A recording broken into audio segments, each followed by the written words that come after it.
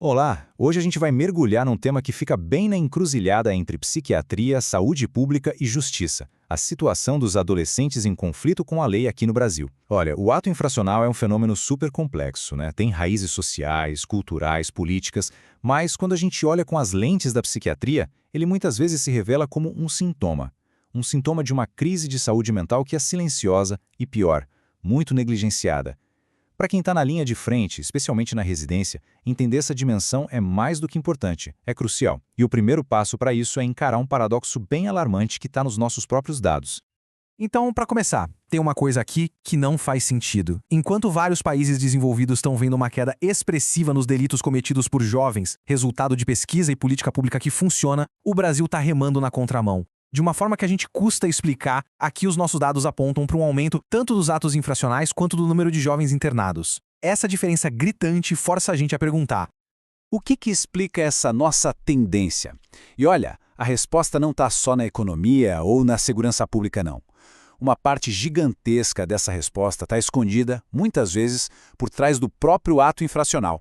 Está num diagnóstico que nunca foi feito. é aqui que a gente entra no coração do problema. A gente precisa entender qual é a real dimensão da morbidade psiquiátrica nessa população e por que ela é a peça-chave para a gente conseguir decifrar esse cenário todo. Mas, antes de seguir, vamos deixar duas coisas bem claras, tá? Ato infracional é um termo do direito. Ele descreve uma ação, um comportamento. Já transtorno da conduta é outra coisa. É um diagnóstico clínico, da psiquiatria, com critérios psicopatológicos bem definidos. É claro que nem todo ato infracional é sintoma de um transtorno mental, mas, como a gente vai ver agora, a sobreposição entre os dois é gigantesca e o pior, profundamente subestimada. Agora, se preparem para esse dado, porque ele muda o jogo. Num estudo de referência, feito no Rio de Janeiro com jovens internados, a prevalência de prováveis transtornos psiquiátricos ao longo da vida foi de 95,7%. É isso mesmo, vou repetir, 95,7%. É um número que faz a gente parar e repensar tudo. Quase a totalidade dessa população tem um sofrimento psíquico que poderia ser diagnosticado. E para a gente ter uma noção do tamanho disso, olhem só esse contraste. Quando a gente coloca esses 95,7% lado a lado com a prevalência de transtornos na população geral de adolescentes, que fica ali por volta dos 20%, a dimensão do problema fica cristalina. A gente não está falando de uma pequena diferença, a gente está falando de uma verdadeira epidemia de saúde mental dentro do sistema socioeducativo. E quando a gente olha de perto, o perfil psicopatológico é super complexo, cheio de comorbidades. O diagnóstico mais frequente é o transtorno da conduta, que aparece em 77% deles. Logo depois vem os transtornos depressivos, em 60%, e os ansiosos, com 57%. Esse gráfico mostra bem essa distribuição. O que isso quer dizer na prática é que a gente está lidando com jovens que estão travando múltiplas batalhas internas ao mesmo tempo. Ok, a gente viu esses números todos. Mas e aí? Na prática, no nosso dia a dia, no hospital, no ambulatório, no CAPS, como isso se parece? É isso que a gente vai ver agora. E aqui vem o dado que, para mim, é talvez o mais chocante de todos. Apesar da gente ter uma prevalência de quase 96% de transtornos, aquele mesmo estudo do Rio de Janeiro mostrou que apenas 6% desses jovens tinham recebido qualquer tipo de avaliação ou tratamento psiquiátrico antes de entrarem no sistema. A consequência disso é trágica. Para a imensa maioria, o primeiro contato com um profissional de saúde mental só vai acontecer depois da apreensão, quando o comportamento já virou um problema para a justiça. Isso escancara uma falha gigantesca do nosso sistema de saúde e significa inúmeras oportunidades de prevenção e de intervenção precoce que foram simplesmente perdidas. E aí, quando esse contato finalmente acontece, tão tarde, o desafio ético para a gente é enorme. A fonte do nosso estudo de hoje nos alerta para esse perigo de uma lógica que só quer medicar. O objetivo clínico não pode ser a contenção química do comportamento. Tem que ser o cuidado integral daquela pessoa que está em sofrimento. É sobre tratar a pessoa e não só silenciar o sintoma que incomoda o sistema. Então, como a gente deve agir? A abordagem clínica tem que ser multifacetada. Primeiro, o básico do básico. Olhar para além do ato infracional, enxergar ele como um possível sintoma.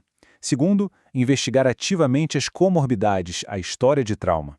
Terceiro, isso aqui é fundamental, articular o cuidado com a rede de apoio, sabe? Com o CAPS, com a família, com a escola.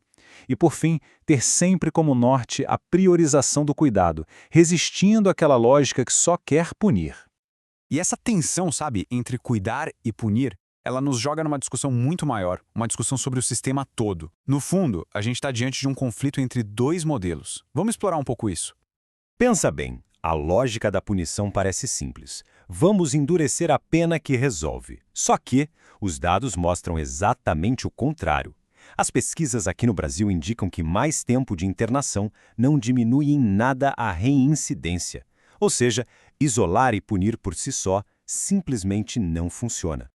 Para piorar, a realidade dentro dessas unidades socioeducativas só agrava tudo. Os relatórios mostram um cenário de superlotação, condições insalubres, falta de atividades pedagógicas, de espaços terapêuticos e, ainda por cima, um distanciamento cruel da família. Na prática, esse ambiente parece muito mais uma prisão do que um espaço de ressocialização. E é aqui que a gente vê a grande contradição do nosso sistema. Porque a nossa própria lei, o Estatuto da Criança e do Adolescente, o ECA, diz uma coisa bem clara. A internação deve ser uma medida breve e excepcional, só em último caso. No entanto, a prática do dia a dia e a falta de investimento em outras medidas mostram um sistema que, na verdade, prioriza justamente o encarceramento. Bom, a gente está chegando ao final desta análise, então vamos juntar tudo e pensar nas mensagens essenciais que todo profissional de saúde precisa levar consigo sobre este tema.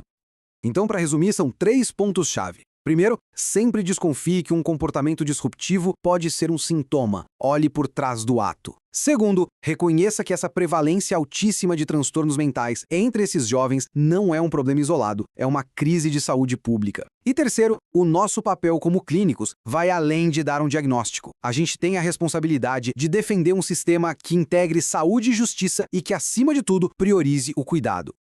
E para a gente fechar, eu queria deixar uma provocação, uma reflexão que a nossa fonte de hoje nos traz. A gente viu que muitos desses atos poderiam ter sido evitados com diagnóstico e tratamento adequados. Então, a pergunta que fica é, quando o sistema de saúde se omite, quando ele falha em oferecer o cuidado necessário a tempo, será que ele não acaba, por consequência, se tornando cúmplice e fortalecendo justamente o sistema que só sabe punir? Fica aí uma questão para a gente levar para a nossa prática diária. Obrigado.